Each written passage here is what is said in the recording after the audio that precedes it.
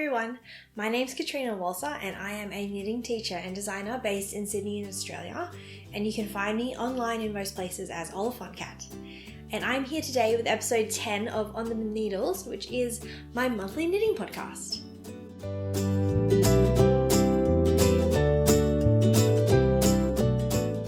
So before we begin, in the spirit of reconciliation, I'd like to acknowledge the traditional custodians of country throughout Australia and their connections to land, sea and community. I pay my respects to their elders, past and present, and extend that respect to all Aboriginal and Torres Strait Islander people today. So it is the 1st of June, and I have some stuff to show you, not quite as much as I used to over the last couple of months. And we will talk about why in a little while. I do, once again, have a cold. As I've mentioned before, this just seems to be like a perpetual state of being. If anyone has any tips for how to build an immune system, I would be more than willing to hear them. So forgive me if I have a weird raspy voice once again. Hopefully we'll just get through this without me having a ridiculous coughing fit. So my first section is always on the needles, where I go through my whips and my FOs with you.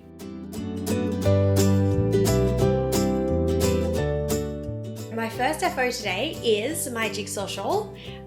It's what I'm wearing as well. So this is a pattern that I just released. It's finally out. I'm really excited to share it with everybody. It ended up being a bit more of a rewrite than I thought it would be. Usually with these re-releases, I sort of assume that I just need to remake the sample into the new yarn that I'm releasing it into, and then also take the photos and just update it to the new format, because I have a new template that I use for my patterns now. And this one ended up being a bit more of a rewrite. I did add the written instructions like a lot of you requested, so thank you all for your feedback. It really does make a difference to what I do in my work. And yeah, I'm glad that they're there now actually, because before it was just a chart. So I think it's a bit more of an accessible pattern now. Thank you very much to Sky and Bobby for test knitting for me. They were really helpful in figuring out if the new instructions worked well. If you haven't seen Sky or Bobby before, Sky hangs around on Instagram a lot, and I had the pleasure of meeting her actually, so that was really great. And Bobby is Platypus Knitting. She also has a podcast, so you should go check that out if you would like to see more Aussie podcasts. Yeah, I've gotten a bit off track. Shawl. So here she is. This is the one skein version. And this was knit in black wattle yarn, blue gum.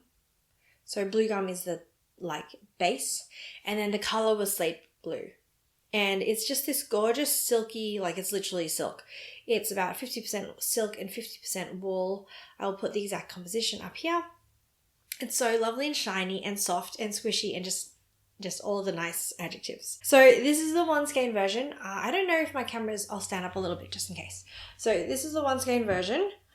It's just a little kerchief scarf basically. And it takes 100 gram skein of 8 ply or DK weight yarn. And there are also instructions in the pattern for a 2 skein version, which I will pop a photo of up here. And that's more of a full size shawl. So yeah, I just really love them. I like that they're sort of blingy because they're shiny. They're the only sort of pieces of knitwear I wear on formal occasions, because they just feel a bit more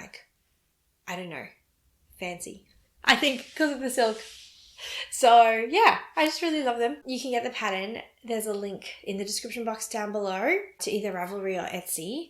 And if you are getting the second issue of Yarnology, maybe hold out on buying the pattern, because there is a discount code for the shawl in there. Now, the other finished object that I have is yet another piece I'm not allowed to show you. I will show you the swatch just to give you an idea of what I'm talking about. So I mentioned last month that I was teaching a bunch of brioche classes, and it's mostly because I'm a little bit obsessed with brioche at the moment. I'm making a lot of brioche projects, and so because of that, I felt like I could teach it. So this is the first of my brioche projects that I've been working on. This is a swatch. I'm not really allowed to tell you what the finished object is going to be or what this yarn is, but I'm very excited to share it with you. So here we go. It's so squishy and lovely, and the color is just gorgeous. It is a DK weight yarn, or 8 ply, and it took 400 grams. And if anyone's knit British before, you know it's not the quickest thing in the world to do. I probably got about halfway through the 4th ball before I realized that I wasn't going to have enough yarn to finish it. And because it's for a publication and they'd already ordered the yarn, and also this yarn was custom dyed in like a very small batch, where by small batch I mean it was just those 4 skeins of yarn. I couldn't just go asking for more. So I had to frog back most of the item and knit it again. So that was not the fastest procedure in the world. It's one of the reasons why I don't have a whole lot of knitting done, because I did a lot of knitting. A lot of it got unraveled. But this will be out in November, so I will, November or December, I'm not entirely sure. Whenever it's published, I will definitely share with you because I'm really excited about this one. So speaking of frogging, my next whip is my Daphne top. So this is currently hibernating because it is in the naughty corner. Yeah, this top is not being my friend. If you were here last month, you'll have already heard a little bit of my experience with it so far. I should really learn to stop fiddling with patterns, because this top is basically just inspired by the pattern at this point and not actually following the pattern. So I have the top half of it. These are the sleeves here. They're just these gorgeous big like blouse, like, you know, I don't even know what to call it. Puffy, balloony sleeves. So they go here. And then this is the bust line. So it's a very straight. Ugh, this is going to be hard to show. It's a very square sort of bust line, but it has this awesome princess neck detailing. So it sort of outlines the bust at the top and here at the bottom. So I have already done I-cord edging for the bottom of the bust here. So I got this far, and then I knit all of this into more of the top, like obviously into the body of the top, and I put it on and it was too small. So last time I spoke to you about this top, it was too big. Now it is too small. I think part of the problem is that the reason that I wanted to make some tops is that after a lockdown last year, I stacked on a bit of weight, which is totally fine. It is what it is. But I wanted some clothes that actually fit me, because a lot of my wardrobe doesn't anymore. And this top has negative ease, which makes it really nice and pretty, but it does mean that you have to be a lot more careful about the fit, because it's very like figure hugging, which when you're trying to make new clothes for yourself, it can be a bit tricky because I don't know what size I am anymore, really. So I definitely needed the negative ease for the top because of the way it sits. It needed to be quite tight. But then around the, like, you know, from the bust line down, it was just too tight around my tummy and stuff. So I think what I'm going to do, and this is something that I'm pretty used to doing because I have quite wide hips in proportion to everything else. So I'm actually pretty used to taking tops on dresses and stuff and making one size for like up until the waist for the top half, and then increasing a lot to get down to the hips. So I think that's what I'm going to do with this.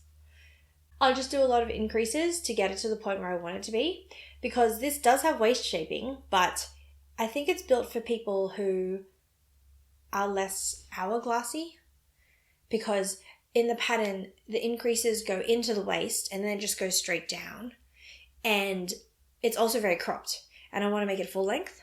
So I think what I'm going to do is I'm not going to do any decreases. I'm not going to do any waist shaping to go in. I'm just going to go straight for a little bit, and then I'm going to start increasing out quite quickly to get the fit that I want. I am also going to try and do the increases along the front. I don't know if I can show this. So traditionally increases are done here on the edges, out here. And I'm going to try and do the increases here around the front. I have one project that I've worked on before where the increases were like that. It was my like form-fitting bodycon dress. It's called a Betty Babe dress. And given that that fits nicely and it's so like snug, I'm just going to try and copy that as much as I can. And I've also seen blog posts explaining why increases at the front are better than ones on the side. It's a really interesting article actually, so I'll link to it down below as well. Also, I realized the other day that when I was using the YouTube app, it's really hard to find all of the links and stuff that people are talking about. So I think if you are on your phone and you're watching this and you want to find the links, next to the title of the video, there's a tiny little arrow that's pointing down. So if you click on that, it shows you all of the links and stuff that the person who made the video has actually put in the description. In case you haven't heard me talk about this before, I realize I haven't mentioned any details about it. So it's called the Daphne Top by Friday Knits. She is a knitter and designer from Melbourne. She's also Asian Australian, which is really nice. And the yarn is Bendigo Wool & Mills Luxury in 8-ply. And the colour is called Boysenberry, I believe. So I think part of my problem with this too is that I was trying to make everything a little bit too tight because I was playing yarn chicken. Now that I've knit basically this entire ball once, I know I definitely don't have enough yarn. So I'm going to put this on hold until I can get another ball, and then I'll try and finish it all at once. So yeah, that is my Daphne top. Okay, my next whip is my Golden Fern jumper, which I haven't mentioned before actually. So this is a pattern by Jen Steinglass, who is Knit Love Wool on Instagram, I think. And you all better be pretty proud of me because I am doing colour work in a jumper. So if you've been around here for long enough, you'll know that I don't do colour work. I made a whole video about how, like, my first time trying colour work, and it went okay, but my tension was pretty all over the shop, and so I was a little worried about doing it in a jumper. But the nice thing about Golden Fern is that all of the colour work is on the bottom of the jumper and on the sleeve cuffs, and I'm a little bit more confident doing it there than on the yoke because I feel like things are easier to adjust at the bottom than all up here in the yoke where there's a bunch of shaping, especially with the raglan. This one is a circular yoke that turns into a raglan. That's really strange. I've tech edited a pattern like that, so I get how it works in theory, but I've never actually knit one. So I'm curious to see how it goes. But yeah, I just wasn't super confident with trying colour work on a jumper and a yoke first because it feels like things have to be a lot more particular fit-wise up there. So this was perfect because it's on the bottom, so I figure I can adjust if I need to. I am knitting this in Finita from We Are Knitters. So let me get some bits and pieces out to show you. So this is the yarn.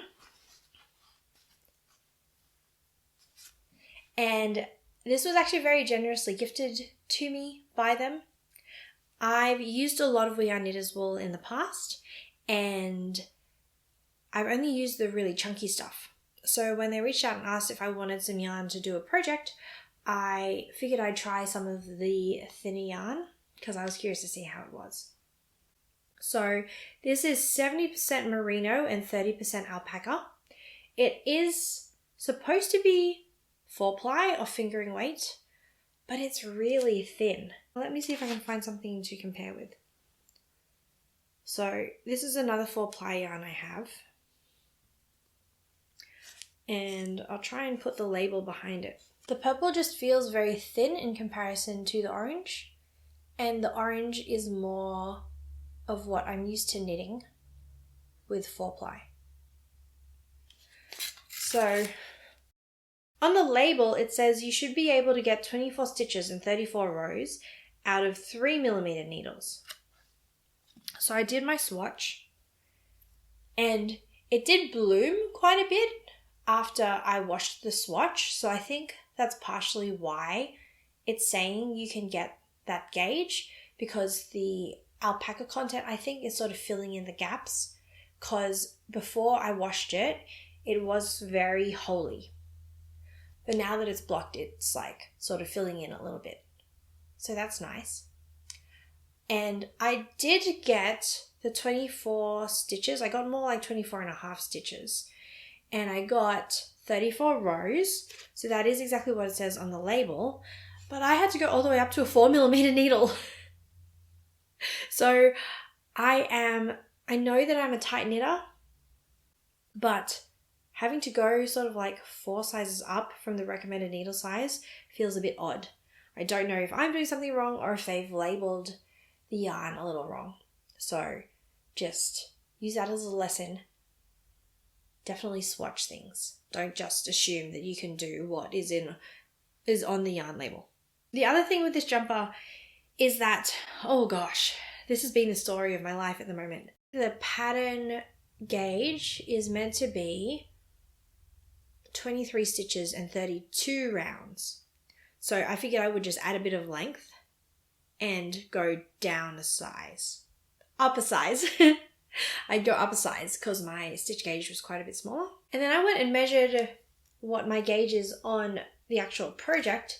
And right now I'm actually getting 26 stitches and 36 rounds, which is a lot smaller. So it does have some positive ease, so I'm not too worried about the circumference, but I am a little bit worried about the length. So I'm going to just have to try it as I go along. So I'll update you on how that all goes. So here we are. This is the beginning of my sweater jumper. I can't really show it to you because the cable is quite small. And so it doesn't really look like much right now. But I've done the neckline and the short rows for the back. And I'm now sort of at the end of the circular yoke shaping. This pattern uses a really interesting increase that I haven't seen before. She calls it an invisible left, which has been a bit hit or miss for me. Some of them are quite invisible, but other ones you can really see the increase. It makes like a bit of a, not really a hole, almost a hole. It just makes a really big stitch when I do it. So I think if I were to do this again, I would just use a regular M1 because I'm a bit more used to those. And I feel like those are a bit more invisible for me than this increase. But that's okay, you live and you learn. The other thing, I don't know why I did this. I think it's me again having to fiddle with everything. But I did a provisional cast on because I wasn't entirely sure if I wanted the ribbing that's on the top or if I just wanted to do an I-cord cast on. But now that I've put it on, I have tried this on and I do want to do the ribbing. So I think I might take one of the other balls of yarn and just do the ribbing on the neckline already, just because I think that'll make it easier to try on as I go because it'll actually sit properly as opposed to me having to sort of guess what it'll look like when the ribbing is put on. So yeah, it's a really pleasant knit so far. It's just round and round in stockinette with a bunch of increases. I've done all of the circular increases and now I'm on to the raglan increases. I want to show you the colour work section, or well, at least the colours that I have planned for the colour work section, because I'm quite excited about this. So I was looking through my stash. I do have a lot of little odds and ends of 4-ply yarn. So I decided to go quite autumnal. So for reference, here is the burgundy that is my main colour. And then this is my sort of autumny fade. I'm really excited. Ta-da! So this is an extra ball of Finita. And then this is from Morris & Sons. Ooh, I think it's Empire. I will put it up on the screen. And then these two are little one-of-a-kind minis from 3 Cats Yarn that Mel just gifted to me. And they all went really nicely together. They're just all sort of muted autumny colours. And I think it's a really nice vibe with the purple. So that's that. You're only meant to use 3 colours for the colour work. And actually, I think the least amount is of the first colour because they're going to be stacked up this way. So it's meant to be that you use the smallest amount of the first colour and then more and more of the later colours. So I'm going to have to do a bit of math to figure out how much of each colour to use. I have so little of the brown that I think I may just use that on the sleeves. And then I'll do just the 3-color fade for the body. But we'll see when we get there. Okay, the next whip that I have to show you is mostly for accountability. Around Christmas, I decided I'd just bite the bullet and try some more color work. So I was making all these stockings. If you've been here for long enough, you'll have seen them before. And this was the last one that I made. It's for my nephew who's over in America, and there was no way I was going to get it to him in time for Christmas. So I figured I would just take my time with it. And I've taken a bit too much time because now we're going to America, which I will talk about later. And so I need to get this done. So I am showing this to you mostly for my own accountability. All I need to do is sew up the lining and put the I-cord edging on top with the hook. So I will go ahead and do that.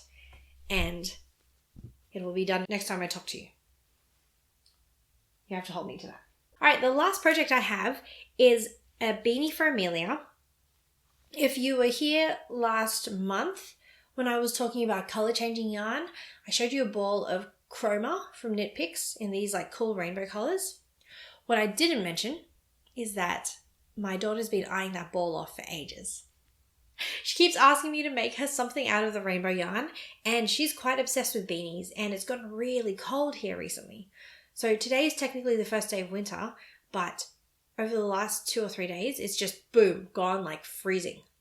It's really weird. I'm usually not used to these sorts of temperatures until like July or so. So I made her a beanie. Isn't it cute? This turned out better than I expected.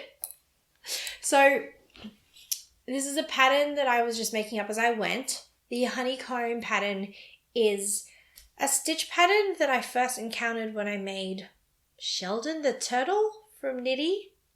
I made him for my sister like 15 years ago, just for fun. And I really liked how that stitch worked out. And then I made a couple of baby blankets using the stitch. And it's been a while since I did a project in it. So I figured I would try making the beanie. Because I knew I didn't have enough of the chroma left to actually make a whole beanie. So I needed to mix it with something. So I thought this would be really cute. And Amelia gave me some input as well. We were browsing around pictures and stuff. And she's not the best at picturing what things will look like because she's 3. I struggle with picturing what things will look like sometimes. So I don't blame her. But we landed on this and I'm really happy with how it's turned out. I think the hexagons will probably look even better after I block it because I did try it on her head, and once they're stretched out, they look a lot better. So I don't know what that's looking like on camera right now. Oh, yeah, let's try and not stick my fingers all through it. But once it's stretched out, I think it's going to look even better. I am quite proud of myself figuring out these crown decreases because figuring out how to decrease into the little hexagons was not the easiest thing in the world. I stayed up too late last night trying to figure out how to do it. But I do have a good idea of it now. The grey is just More Luxury from Bendigo Wool and Mills. It's 8 ply. And the chroma is technically 10 ply, but it was quite squishy. Like it was spun quite loosely. So it worked out okay, I think. So I did this on a 4mm needle. And all that's left to do is I'm going to put a grey pom-pom on top. And then, this was really silly.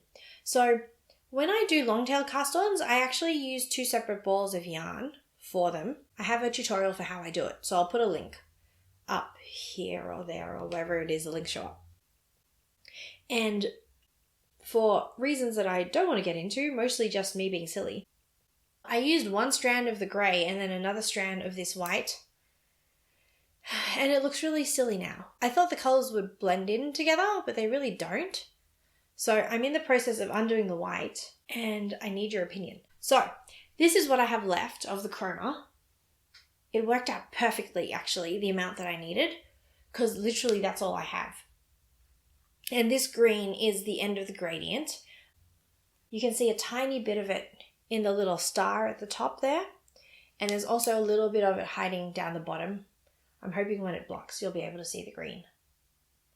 So I'm debating whether I should do this, like replace this white edging with the green, or make it grey and put the green up in the pom-pom mixed in with the grey. My only hesitation with that is that there's so little of it that I think it can do the bottom line, but I don't think it will look like much in the pom-pom. Or I could just leave it out entirely and just do the bottom edging in grey and the whole pom-pom in grey. So let me know what you think, because I'm being quite indecisive. Also, this was more complicated than I thought, and it actually turned out really nicely. So I am tempted to write the pattern up. Bedigo Wool and Mills make a yarn called Bloom that is this sort of like color changing yarn.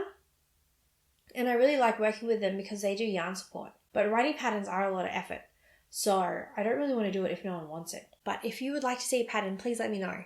And if enough people are interested, I might give it a shot. Okay, so that's all of my FOs and whips. And the next section is Off the Needles, where I talk about just other random life things. Sometimes knitting related, sometimes not. And today it's sort of half-half, mostly knitting related.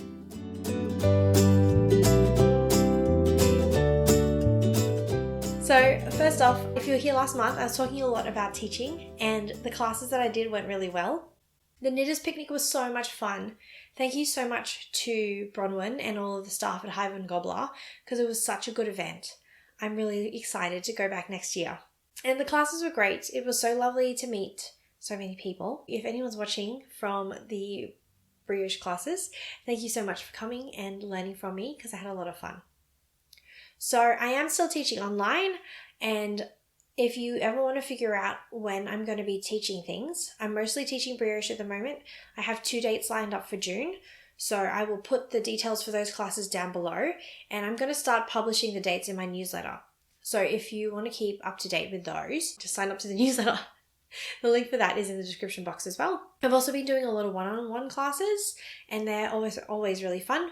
So if you ever want to sign up for a one-on-one class, if you have a particular question you want to ask or a project that you want to work on that you're a bit stuck on, just shoot me an email and I will get back to you. The other thing to talk about is we got to 1,000 subscribers.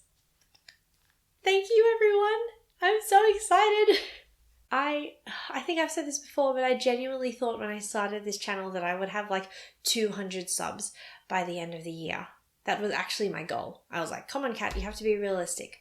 That's what you're going to get. So don't set your expectations too high. So the fact that there are 1,000 of you still blows my mind.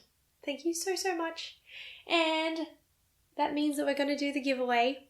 So if you were here last month, you saw the first half of the stuff that I'm giving away. So I'm not going to go over all of it again. If you didn't catch that, then the link's up here and you can go see all of the pretty yarn and notions and things that I already had set up. But there's a second half of the prize box, so I wanted to show it to you. So forgive the rustling because some of the yarn is in bags. So first off, I have a bunch of tea.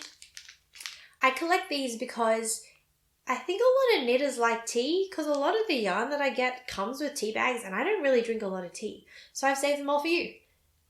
So here's some tea. I also have a beautiful set of stitch markers from Ash and Eve Designs.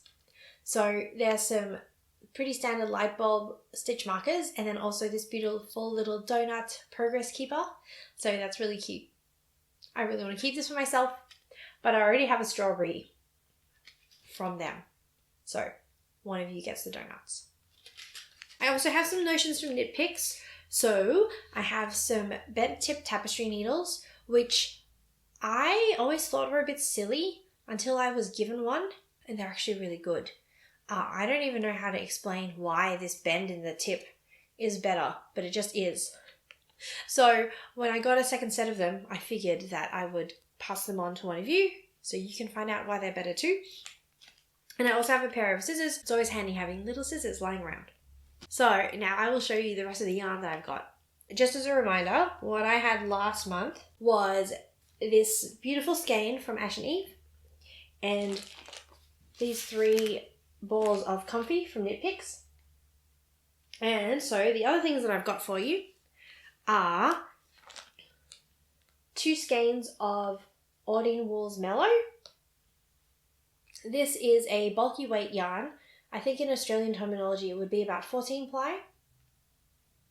And it is 80% alpaca and 20% tencel. And I think tencel is bamboo. I did actually design a pattern for this yarn for Knit Crate. It's called Confluence. It's a scarf. And so I have actually used this yarn before, and it is beautiful. It is so soft. Like, it's hard to explain how soft and sort of silky it is. It's really nice yarn. I also have a skein of yarn from 3 Cats Yarn. So thanks so much again, Mel, for all of your support. This is on her soft sock base. So it's 75% superwash merino, 20% nylon. The color is called Graffiti. And it's these like cool little pops of neon. I don't know how well the color is showing up on my camera, but all of her colorways are available on her website. And then the last thing I have is a gradient fade set from Blissful Knits. These are also on 75% superwash merino and 25% nylon. They're 20 grams each, so it is a 400 gram skein when you add them all up. And it's this cool sort of neon fade. And I hadn't really realized this until now, but if you put them all together, except for maybe the mellow, they're all very sort of neon-y and yellow and blue. So I think you can make something really cool looking out of that. They are all 4-ply yarns. The composition is different because this one is cotton, but you could still figure something out. So that all works really nicely together. Sort of unintentional, but it works. So yeah, that's my giveaway. There's a lot of stuff in here, guys. I took a picture of all of it together, so I'll pop that up on the screen. And yeah, it is a lot of stuff, but I am really that grateful. So thank you so much to everybody. I hope that I managed to keep you company during some knitting session. And I'm so glad that you are all here and you cared enough to actually subscribe. So one of the nice things about hitting 1,000 subs, which is part of why I was aiming for it, is that it is the point at which YouTube starts paying you for your videos. You get some of the cut of the ad revenue. So that's pretty exciting. And what I think it does mean is that it opens up some things for me and I can ship stuff internationally now. So yes, this giveaway is open to everybody, not just people in Australia. So if you would like to enter, leave a comment down below and tell me what you are planning on knitting next, or one of your sort of like dream knitting projects. And the reason that that is the question is because in 2 or 3 weeks, I will make a video where I will announce the winner. But aside from that, I wanted to talk through what some of my knitting plans are for the next couple of months, because I mentioned this last month, but I was feeling a little overwhelmed with all of the yarn that I've acquired recently, and I just want to actually make a bunch of clothes. And so I figured I'd go through my process of sorting out what yarn to turn into which pattern and what order to do them all in and stuff. So I thought I would go through all of that. So let me know what you are also planning on making, because I would love to see and get some inspiration. Okay, so I would normally do Knitting Clinic, which is where I answer questions, but my voice is starting to go. I've been talking for a bit longer than I expected, so we will leave that for next month. So the next section is up next, which is just where I talk about what is happening in the next month or so.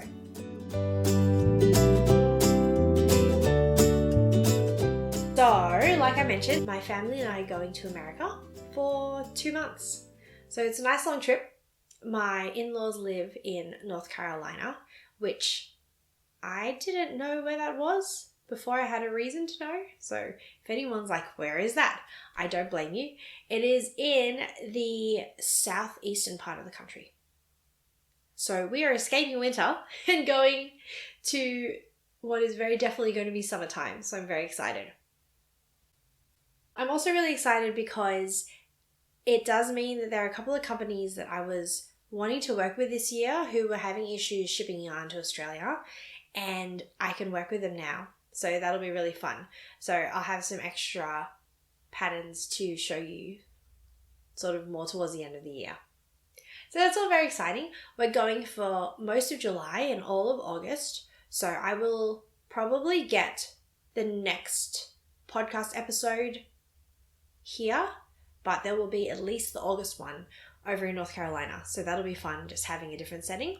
I also see a lot of people in the Facebook groups that I'm in asking about whether you can take knitting needles on aeroplanes. So I was wondering if anyone would be interested in seeing a little travel vlog. I know that there's no way I'm going to take any video actually going through airport security, but I can just sort of take some shots of going through the airport and knitting in the airport just to show you that you can actually knit on the plane. So if anyone would be interested in seeing that, let me know. The other thing I wanted to chat to you all about, and this is sort of awkward to bring up. This is actually like my 5th take of this section of the podcast because I'm finding it a bit awkward. But I was thinking of starting a Patreon, which if you don't know what Patreon is, don't worry about it. Feel free to skip the next couple of minutes. But if you do know what Patreon is, and it is something that you'd be interested in signing up for, I would really, really appreciate it, because something someone said that resonated with me recently is that this sort of internet content is free for you to consume, but not free for people to make, which is totally true. I do it because I like it, and I'm not going to stop doing it anytime soon, but having some extra support would be really helpful. So, if it is something that you'd be interested in, could you please let me know? And also give me some sort of heads up about what sort of extra content you would like. Because there are 2 directions I could see this going in. One is I could make extra tutorial and learning material. So I could imagine a world where it's more tutes and possibly extra one-on-one time or like small group lessons with me. The other option that I was thinking about is that I could make it more a space where I talk about my creative process, because I know a lot of you aren't necessarily budding pattern designers, but I know that there is a decent amount of interest into seeing that sort of behind the scenes stuff. So I could imagine a world where I write up a blog post about every pattern that I release and talk about what went into it and what my thinking was, and, you know, little pictures of swatches and things that I experimented with the yarn and where the inspiration and stuff came from, and even just the process of what writing a pattern looks like and the mechanics of it and stuff, because I figure that people might be interested. So let me know if you would be keen to sign up to a Patreon and which of the 2 sort of directions you'd be more interested in seeing it going. That went for much longer than I expected.